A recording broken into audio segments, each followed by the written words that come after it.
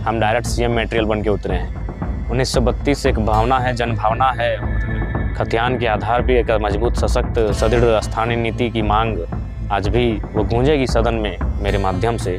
दिल्ली के भाषणों को अगर झारखंड में देंगे तो नहीं चलेगा। जिस दिन जेएमएम और कांग्रेस अलग हो जाएगी, बताइए कौन उनको वोट करेगा। मैंने हेलीकॉप्टर के ऑफर को ठुकराया, मैंने गठबंधन के ऑफर को ठुकराया, मैंने डिप्टी सीएम के पोस्ट तक से हटके हैं। चूँकि जिस समय राजनीति में मेरा उदय हुआ है, पूरे राज्य के चर्चित चेहरे के रूप में उदय हुआ है। आजसू के सुप्रीमो विधायक बन के आए थे, हम डायरेक्ट सीएम मटेरियल बन के उतरे हैं। ठीक है, बने ना बने वो अलग विषय है, लेकिन राज्यवासियों की मानसिकता में, उनकी सोच में हम एक राज्य का चेहरा बन के सामने आए हैं। तो इसलिए हमारी और उस दल की तुलना बिल्कुल भी नहीं की जा सकती। तो मिला के देखा जाए कोसों दूर, दोनों की दूरी। हाँ बिल्कुल, कोसों दूर है। वो आज से 35-40 साल पूर्व की पार्टी है और उस पार्टी का अपना एक दौर रहा था। ये नया दौर है और हम लोग नए दौर की पार्टी हैं, नए तरीके की पार्टी है, नए सोच के साथ काम करना पसंद करते हैं, तो काफ़ी अंतर है। निरंतर आप पिछले 3 साल से घर छोड़े। मेरे जो नॉलेज में जो हम करीब जी सत्य है। 3 साल से आप घर छोड़े, सत्ता के साथ निरंतर आप सवाल करते रहे। सवाल करने के बाद संघर्ष किया, आंदोलन किया, आंदोलन के बाद आपने पार्टी खड़ा किया और एक रणनीति के तहत आप पार्टी बनाने के बाद पूरे राज्य में आप 71 सीट के लोग को खड़ा करते। तो वैसे में आप अपने आप को कहाँ खड़ा महसूस कर रहे हैं और आगे की आपकी रणनीति क्या? देखिए, आगे की रणनीति है कि अब यहाँ से जो जनादेश मिला है उसको सम्मान करते हुए जो हम लोग का सदन में उपस्थिति एक ही सीट से हुई है, सदन में पूरे राज्य के मुद्दों को रखा जाएगा। जब जब सदन में अवसर मिलेगा, उस अवसर में हमेशा राज्य के ज्वलंत मुद्दे ही गूंजेंगे और बाकी जो हमारा संगठन के साथी जो सदन के बाहर हैं, उन्हें एक संदेश निर्देश दिया जाएगा कि तब तक वो पूरे राज्य के 24 जिलों में सांगठनिक ढांचे को मजबूती से तैयार करेंगे। सभी वर्ग के लोगों के बीच बैठकर एक नए जनसैलाब एकत्रित करने की तैयारी करेंगे। आंदोलन आज भी जारी रहेगा, बाहर के लोग बाहर के नहीं, आंदोलन तो जारी रहेगा, ऐसा नहीं, सदन में भी आंदोलन होगा। सदन में ही कभी हड़ताल पे, कभी धरने पे, कभी उपवास पे बैठेंगे सरकार को मनवाने के लिए। गांधी का देश है और गांधी अक्सर कुछ खाए पिए बिना बैठ जाते थे धरने पर। तो सदन में गए हैं बेशक है, लेकिन सरकार को मनवाने के लिए उस तरह के कार्य हम सदन के अंदर भी करने से बाध्य नहीं होंगे। चुनाव आयोग एक चिट्ठी जारी किया है, उसमें कितना सत्य है वो आप बता सकते हैं? जी पूछिए। कि विदेशी फंडिंग भी आपके पास आया और अन्य स्रोत से भी पैसे आपके पास आ रहे थे जो आपको चुनाव में आर्थिक मदद कर रहे हैं। नहीं देखिए, विदेशी फंडिंग नहीं कह सकते हैं, वो विदेशी में जो हमारे दोस्त हैं। शायद आपको स्पष्टीकरण भी जारी किया गया है, क्या आप स्पष्टीकरण दें? नहीं, स्पष्टीकरण नहीं मांगा गया है, वो जांच के लिए कहा गया है। तो अगर जांच के लिए आएगा तो हम जवाब जरूर देंगे। और ये विधानसभा के चुनाव में नहीं, लोकसभा में भी आया था। जैसे कि मैं आपको बताता हूँ, जैसे हमारा अकाउंट ओपन हुआ, अकाउंट को ओपन होने के बाद हम लोग फेसबुक में अपडेट कर दिए कि भाई हम लोग काफ़ी निर्धन है, हम लोग चुनाव लड़ रहे हैं, सहयोग की अपेक्षा है। तब वहाँ सहयोग कोई भी तो कर सकता है, वो आउट ऑफ स्टेट से भी कर सकता है, आउट ऑफ कंट्री से भी कर सकता है। और ऐसा नहीं, हम लोग तो फेसबुक में भी अपलोड कर दिए कि हमें कुवैत से 18,000 आया है कि 50,000 आया है। तो जो मजदूर, प्रवासी मजदूर भाई लोग जो बाहर में रहते हैं विदेशों में, वे लोग चंदा कलेक्ट करके अपना जो ऑनलाइन पेमेंट का तरीका है उसके माध्यम से भेजे हैं, ये सत्य है। लेकिन विदेशी फंडिंग नकारात्मक दृष्टिकोण से अगर कोई देख रहा है, सोच रहा है, तो वो गलत है। 1932 का सवाल आज भी खड़ा है, 27% का आरक्षण आज भी आपका? हाँ बिल्कुल, आज भी, चूंकि 1932 एक भावना है, जनभावना है और खतियान के आधार पर एक मजबूत सशक्त सुदृढ़ स्थानीय नीति की मांग आज भी वो गूंजेगी सदन में मेरे माध्यम से। और बिल्कुल पिछड़ा वर्ग इस राज्य की रीढ़ है। बेशक इस राज्य को आदिवासी राज्य के रूप में पहचान मिला है, जो ठीक है, हम भी उसका समर्थन करते हैं। लेकिन इस राज्य में 40% से ज़्यादा, अगर माइनॉरिटी को भी अगर छोड़ दें तो 40% से ज़्यादा, और माइनॉरिटी को फिर ऐड कर लें तो 54 से 55% बैकवर्ड्स आते हैं। तो उनके बारे में भी सोचना चाहिए सरकार को। और 27% उनका जो आरक्षण है, वो बिल्कुल मेरी मुखर होकर इस बात रखूँगा। आपके नज़र में एनडीए का हार का सबसे बड़ा वजह क्या है? एनडीए की हार का सबसे बड़ा कारण वे स्वयं है। स्वयं इसलिए है कि एनडीए एक ऐसी राजनीतिक दल है और दुनिया की सबसे बड़ी राजनीतिक दल इसलिए भी है कि वो मामूली बात को वो कैच करती है। आज हेमंत बिश्व शर्मा जब आए प्रभारी, सह प्रभारी बन के, तो बिल्कुल उन्होंने बहुत बेहतर कार्य किया एनडीए के लिए। हम भी सुन रहे थे, हमारे दोस्त बता रहे थे कि कोई पंचायत अध्यक्ष भी अगर रूठ गया था तो उसको मनाने के लिए आता था, कोई प्रखंड अध्यक्ष रूठ गया था तो हेमंत बिश्वा सीधे उनको मनाने के लिए आते थे। निरंजन राय को हेलीकॉप्टर में उठा के ले गए, लेकिन उनको जब एक पंचायत अध्यक्ष का रूठना दिखा तो 1932 का खतियान क्यों नहीं दिखा? झारखंड के युवाओं की नाराजगी क्यों नहीं दिखी? विस्थापित पलायन हो रहे युवाओं का दर्द क्यों नहीं दिखा? सरना धर्म कोड की मांग क्यों नहीं दिखी? कुर्मियों का रेल टेका आंदोलन क्यों नहीं दिखा? यहाँ उन्होंने या तो नजरअंदाज कर गए, या तो उन्हें लगा कि हिंदुइज्म का कार्ड को यहाँ भी खेल जाएंगे। तो एनडीए को जानना चाहिए कि झारखंड एक कल्चरल स्टेट है, ये रिलीजियस स्टेट नहीं है। ये जंगल, जमीन, झाड़, पहाड़, पर्वत, नदी, नाला, सरई का पेड़, ये पलाश का फूल, ये एक कल्चरल स्टेट है। इसकी आइडेंटिटी मांदर की थाप में है।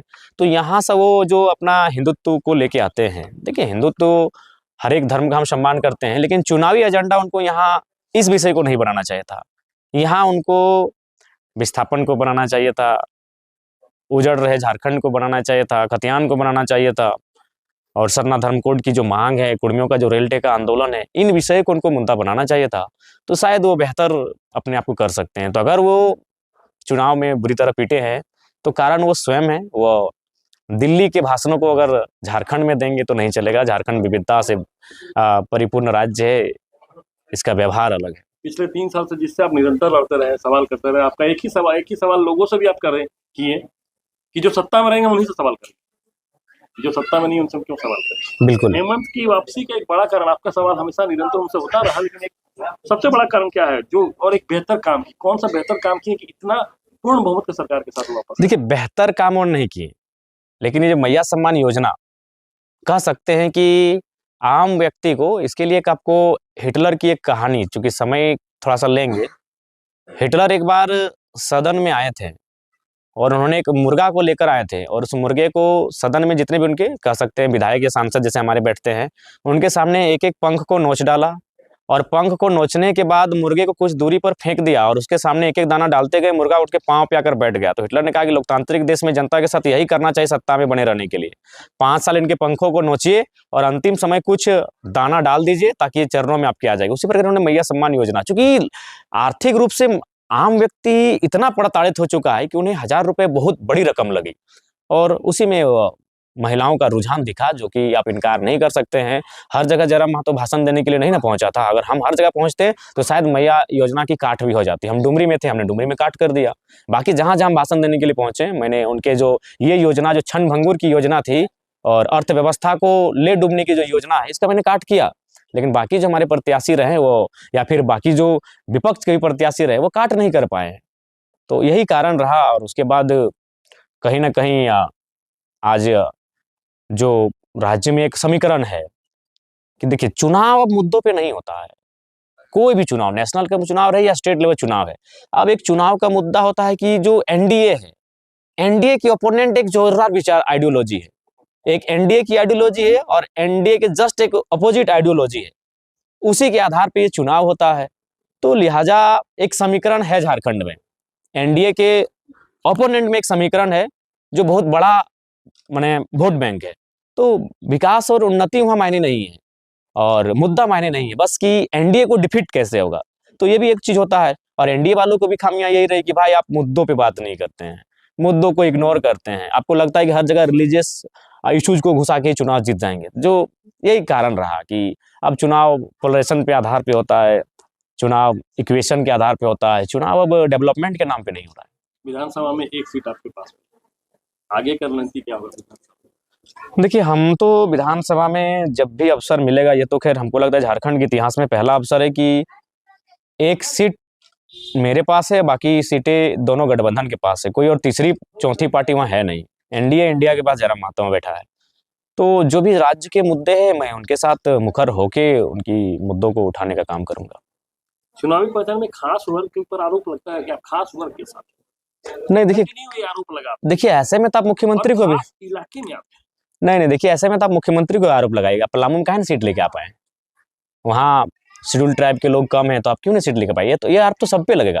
ये आरोप तो बीजेपी पे लगेगा कि जहाँ बेसिक और बिजनेस क्लास के लोग नहीं है, जहाँ ग्रामीण सुदूर क्षेत्र आप वहाँ वोट लेके नहीं आ पा रहे हैं, हम पे ये आरोप क्यों लगेगा? ये आरोप तो कांग्रेस पे भी लगेगा, जहाँ माइनॉरिटी नहीं, आप वहाँ वोट लेके नहीं आ पा रहे हैं। एक नया लड़का आ रहा है तो आप चारों तरफ से आरोप लगा रहे हैं। जेएमएम बताए ना कि जिस दिन जेएमएम और कांग्रेस अलग हो जाएगी, बताइए कौन उनको वोट करेगा? बताइए उनको कौन वोट करेगा और क्यों वोट करेगा? देखिए, एनडीए के बारे में मेरा ये स्पष्ट कहना है कि एनडीए के पास भी जो वोट बैंक है, वो कहीं न कहीं जो एक शहरीकरण का वोट उनके पास है, वो भी ग्राम में पूरी तरह पिट जाते हैं और ग्रामीण में वो तभी फिट बैठते हैं जब एक कोई ध्रुवीकरण लेके आते हैं। कोई एक भय का माहौल, वातावरण तैयार करके जब एनडीए गाँव पहुँचती है, तभी उनको गाँव में वोट मिल पाता है। तो ऐसा अगर बात किया जाए तो एनडीए भी किसी विशेष वर्ग के लिए काम करती है और जेएमएम भी और कांग्रेस भी है। पूर्ण बहुमत की सरकार है, सरकार को आप क्या मैसेज देना चाहिए? देखिए, सरकार को तो यही मैसेज देना चाहेंगे कि गरीब जनता के आवाज को सुनी जाए और जनता जनार्दन ने जो आपको जनादेश दिया है, उसका सम्मान रखा जाए और आगामी जो 5 साल होगा वो झारखंड में जो आपने वादे किए थे, चलिए पिछली सरकार में, हम तो चाहते हैं कि नया सरकार में आप क्या वादा किए उसको भूल जाइए। 2019 की गवर्नमेंट में आपने जो वादा किया है, उन्हीं बातों को आप रिपीट कीजिए, उन्हीं बातों को दोहराइए। आप जीएम लैंड की रसीद कटवाइए, आप 1932 के खतियान के आधार पर स्थानीय नीति बनाइए, आप 5 लाख युवाओं को रोजगार से जोड़िए, आप 30 करोड़ का ठेका एसटी, एससी, ओबीसी आरक्षण के साथ स्थानीय लोगों को देने का काम कीजिए। राज्य का विकास का एजेंडा आपके पास क्या है? देखिए, राज्य के विकास का एजेंडा है कि आपको करप्शन से मुक्त करना होगा। बिना करप्शन को मुक्त किए आप राज्य को डेवलपमेंट नहीं कर सकते हैं। आज हमारे पास गोपनीय सूचना है कि जो भी हमारे राज्य के बड़े पदाधिकारी हैं, उनका दिल्ली में उन गलियों में फ्लैट है जहाँ 15 करोड़ से स्टार्ट होता है। तो डेवलपमेंट का मतलब इकोनॉमी। अगर आपके पास आपकी जेब में पैसा नहीं है तो आप डेवलपमेंट नहीं कर सकते हैं। आपको अच्छा खाना चाहिए, अच्छा पानी चाहिए, बिजली चाहिए, सड़क की सुविधा चाहिए, यानी सारी चीज़ें इकोनॉमी पे है। और इकोनॉमी हमारी क्या होती है कि वो करप्शन की भेंट चढ़ चुकी है। वह नेताओं के आमदनी बन चुकी है, वो बड़े-बड़े पदाधिकारियों की तिजोरी में समाहित हो चुकी है। तो करप्शन से अगर आप मुक्त कर पाते हैं, यदि आप ढंग से काम कर पाते हैं, तो बहुत सुंदर स्टेट है। निरंतर 3 साल में हमको लगता है लगभग आप 1 लाख से नहीं, उतनी नहीं हुई। 50,000 हुई। नहीं, 50,000 भी बहुत ज़्यादा है। अगर आप 3 साल की बात कीजिएगा तो हमको लगता है 5,000 सभा हुई है। हाँ, आराम से 5,000 सब। सभा में आपका जो जब वीडियो पे लोग देखता है या टीवी पे देखता है, हम लोगों ने महसूस किया कि आक्रामक रूप से आप जवाब देते हैं, लेकिन जब आपसे नॉर्मली आदमी मिलता है तो लगता है कि ये जो मध्यम वर्गीय परिवार का एक लड़का होता है, आम जीवन जीने वाला लड़का होता है, उस टाइप का अपने गांव में घर में घूमते रहते तो गांव घर में जो मुझे जानते हैं वो जानते हैं कि मैं बहुत सरल सीधा दिल का बहुत साफ लड़का हूँ। और मैं आपको अपनी छोटी सी एक घटना सुना रहा हूँ। लोहपिटी एक गांव है, चिरंजीत आचार्य करके नाम है, हमारे मित्र हैं। उनके गांव में एक फुटबॉल का टूर्नामेंट था, तो मैं उनके घर खाने के लिए गया। तो जब मैं खाने के लिए गया तो बहुत शर्मिला स्वभाव का था। उनके पिताजी जो भी बोलते थे, चाय पियोगे? नहीं नहीं। नाश्ता करोगे? नहीं नहीं। हर चीज़ को मतलब एक शर्मीले स्वभाव से टाल देते थे। तो उसके पिताजी बोले, यार तुम बड़ी इसकी नाम लेते हो और ये तो बिल्कुल भोला भाला एकदम सीधा लड़का है। तो बोला, पापा ये अगर आपको जानना है ये कितना आक्रामक है तो शाम को ग्राउंड आइएगा। तो ग्राउंड में मेरा जब स्पीच हुआ तो बोला, यार हमको नहीं मालूम था, ये बहुत बहुत खतरनाक है। तो मेरा वो व्यवहार है कि जब हम लोगों के बीच होते हैं तो बहुत शालीन किस्म से होते हैं, बहुत नॉर्मल होते हैं, लेकिन जब हम लोगों के बीच किसी दूसरे प्लेटफॉर्म पे आते हैं, जब अपनी बातों को रखते हैं, तो वहाँ आक्रामकता दिखती है। आपकी ताकत युवा है, आपका हिम्मत युवा है, आपका सोच भी युवा ही है शायद मेरे ख्याल से। नहीं, बिल्कुल युवा ही सोच है और बिल्कुल हमें तो अभी तक नहीं लग रहा है कि हम विधायक हैं। आगे के लिए आपकी क्या तैयारी है युवाओं के लिए? देखिए, युवाओं को सबसे पहले रोजगार से जोड़ना मेरी तैयारी है और उसके लिए मेरे विधानसभा के क्षेत्र में जितना भी यथासंभव हमको काम करना होगा उसके लिए हम करेंगे। छोटे उद्योग, लघु उद्योग, कुटीर उद्योग, हम लोग डेवलपमेंट के लिए बैठ के एक खाका तैयार करेंगे और उस पे हम लोग छोटे-छोटे इन्वेस्टमेंट के लिए बहुत सारे लोगों को आमंत्रित करेंगे और इस दिशा में हम लोग आगे बढ़ेंगे। गठबंधन के बारे में क्या कर रहे हैं आप? इंडिया और एनडीए के बारे में आपका क्या सोच है? देखिए, अब तो 5 साल तो हमें मान के चलिए अपना सिंगल ही रहना होगा। फिर 5 साल जब जैसे समय बीतेगा हम लोग अपने आप को आकलन करेंगे कि हम लोग कितनी मजबूत हैं। उसके परिस्थितियों के अनुसार अब हम लोग तय करेंगे, क्योंकि हमें भी लगता है कि सिद्धांत एक अलग विषय है और सत्ता अलग विषय है। आप सिद्धांत से लोगों के लिए हीरो तो बन सकते हैं, लेकिन असल में अगर आपके पास सत्ता नहीं रहेगी तो आप अपनी जनता के लिए काम भी नहीं कर सकते हैं। और मैंने ये पूरा चुनाव सिद्धांत से ही लड़ा। ना मैंने हेलीकॉप्टर के ऑफर को ठुकराया, मैंने गठबंधन के ऑफर को ठुकराया, मैंने डिप्टी सीएम के पोस्ट तक को ठुकराया। मैंने पूरा चुनाव ही सिद्धांत से लड़ा। लेकिन अब ये जब समय बढ़ेगा तब मुझे आभास होगा, क्योंकि अभी भी मैं एग्जैक्ट नहीं बोल पाऊंगा कि सिद्धांत इंपॉर्टेंट है कि सत्ता इंपॉर्टेंट है। जब 2 साल 2.5 साल बीतेगा उस समय जब मेरा आप इंटरव्यू लेंगे तब मैं आपको अपना स्पष्टीकरण दे पाऊंगा कि इंपॉर्टेंट सिद्धांत है कि सत्ता है। अगर व्यक्तिगत मेरी मानी जाए तो सिद्धांत बहुत इंपॉर्टेंट है, लेकिन अगर जनता की मानी जाए तो सत्ता बहुत इंपॉर्टेंट है। आप सब अपने निजी सिद्धांत से, जरा महतो अपनी आइडियोलॉजी से जनता का भला नहीं कर सकता है। जनता का भला करने के लिए उसकी अपनी आइडियोलॉजी के साथ साथ कभी कभी कंप्रोमाइज करके आपको सत्ता में आना होगा। आपने कहा था कि विभिन्न भाषणों में हम आपके सुने हैं और हमेशा आपके जो भी सभा हुआ है हम तो बहुत करीब से 3-4 सभाओं में ही जा पाए और पूरे भाषण को पूरा आपका हम सुने। आप जब निकल गए तब हम वहाँ सुनाते हैं। आपने कहा कि मेरा जो विधानसभा का विशेष हो, उस विशेष में क्या विशेष है? जैसे अभी आपके पास अपना विधानसभा डुमरी है, उस डुमरी में विशेष क्या है? देखिए सबसे विशेष चूंकि मेरा मानना है, जो आपने कहा कि डेवलपमेंट, और मैंने आपको कहा इकोनॉमी, मैंने आपको कहा पैसा, क्योंकि आज के दौर में पैसा सब कुछ है, क्योंकि आप किसी भी काम को बिना पैसा के कर नहीं पाएंगे। तो उसमें विशेष क्या होगा? पैसा यानी प्रॉपर्टी, पैसा यानी संपत्ति। और आज बिल गेट्स, दुनिया के सबसे धनी आदमी, जब हम लोग पढ़ते थे, आज तो एलन मस्क आ गए हैं, उन्होंने अपने माइक्रोसॉफ्ट के शेयर को बेचकर 1000 वर्ग किलोमीटर जमीन खरीदा है, जो धनबाद जिला का आधा, यानी आधा धनबाद जिला उन्होंने जमीन खरीदा है। तो इसका मतलब है कि बिल गेट्स ने दुनिया को संदेश दिया है कि सबसे बड़ी पूंजी आपका जमीन का टुकड़ा है। तो उस दिशा में जयराम महतो एक बहुत बड़ा क्रांतिकारी पहल करने जा रहा है अपने विधानसभा के माध्यम से। मेरा जिला है धनबाद, जहां मेरा पैतृक आवास है, लेकिन मैंने जो चुनाव जीता है वो गिरिडीह और बोकारो में आता है। गिरिडीह में आते हैं डुमरी, और बोकारो में नावाडी और चंद्रपुरा। और मैं पूरे ऑन कैमरा और एक राज्य के सम्मानित पत्रकार दीपक कुमार पांडे जी के सामने ये स्टेटमेंट दे रहा हूं कि मैं धनबाद जिला का हूं, मैं बोकारो और गिरिडीह में 1 इंच जमीन खरीदने नहीं जा रहा हूं। क्योंकि मेरा मानना है कि आज गरीबी के कारण नेताओं की अमीरी है, मेरा मानना है गरीबी के कारण कॉर्पोरेट्स की गंदे तरीके से कमाई है, और मेरा मानना है गरीबी के कारण ब्यूरोक्रेट्स की लालची है। ऐसा तो नहीं कि हम धनबाद और बोकारो नहीं लेंगे, उसका जाके हम रांची में ले लेंगे? नहीं, वहाँ मतलब उदाहरण वही है, धनबाद के बाहर नाम से कहीं भी जमीन नहीं, बिल्कुल अपने नाम से अपने जिला के बाहर हम कहीं जमीन नहीं लेंगे, जो लेंगे अपने जिले में, धनबाद नहीं। और हाँ, और एक नियमित, ऐसा नहीं कि हम कहीं 50 एकड़ ले लिए। अगर कहीं मान के चलिए धनबाद की किसी कोने में लगा 2 डिसमिल का, कोई अगर ऐसा हुआ 2 डिसमिल, 5 डिसमिल, 10 डिसमिल, तो सोचा जाएगा। लेकिन आप कहेंगे कि 50 एकड़ 100 एकड़ एक साम्राज्य, तो आपको स्टेटमेंट देते हैं, नहीं लेंगे। एक लास्ट सवाल, और ये आपसे व्यक्तिगत जुड़ा हुआ सवाल है, और मीडिया और कैमरा कहेंगे या नहीं कहेंगे ये आपके ऊपर निर्भर करता है, इसीलिए आप शादी कब करेंगे या शादी पे क्या विचार है? देखिए कुल मिलाकर कि जब मनुष्य जीवन में आदमी आता है तो उसको फिर गृहस्थ जीवन में जाना पड़ता है। देखिए शादी एक व्यक्तिगत इच्छा भी है, शादी एक व्यक्तिगत रंजाबंदी भी है, लेकिन मैं अपने आप को पा रहा हूँ कि मेरी जो व्यक्तिगत इच्छाएं हैं वो थोड़ा सा मतलब उसमें मैं देख पा रहा हूँ कि सामाजिक जो लोग हैं उसके प्रति मेरा झुकाव बहुत ज़्यादा है। आज मैं जब विधायक बन गया तो मेरे लोग बहुत खुश हैं, नाच गाना जुलूस हो रहा है, लेकिन मुझे जीतने के बाद जरा सा भी फीलिंग नहीं हुआ कि हम विधायक बन गए। अभी 29 साल की उम्र में झारखंड में सबसे चर्चित युवा विधायक, और इस बार सदन का सबसे युवा विधायक हम ही रहेंगे, लेकिन एक जरा भी हमें कोई भाव मेरा बदला नहीं। तो इस लिहाज से जहाँ तक शादी का विषय आता है, अगर मेरी फैमिली की बात करें तो मेरे शादी के पक्षधर हैं, लेकिन मेरा मानना है कि थोड़ा सा देख लेंगे राज्य को, राज्य की परिस्थिति को देख लेंगे, फिर इस पर सोचा जाएगा। कुल मिलाकर देखा जाए कि जो जश्न अभी आप मना रहे हैं कि जनता के बीच जो जश्न हमको मिल रहा है वो जश्न है कि बारात का जश्न। हाँ बिल्कुल, बारात से बढ़कर है, और बिल्कुल बारात में एक दूल्हा घोड़ा पर आता है, लेकिन आपका हर कोई घोड़े पे बैठा है।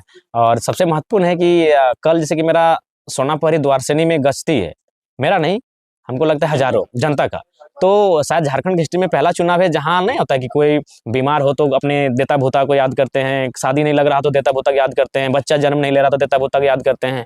इस चुनाव में जीतने के लिए हमको लगता है हजारों लोगों ने गश्ती किया है। तो ये एक ऐसा चुनाव है, लोगों का चुनाव है, और जीतने के बाद वे फील कर रहे हैं कि चुनाव को जनता ने जीता है, जयराम महतो ने नहीं।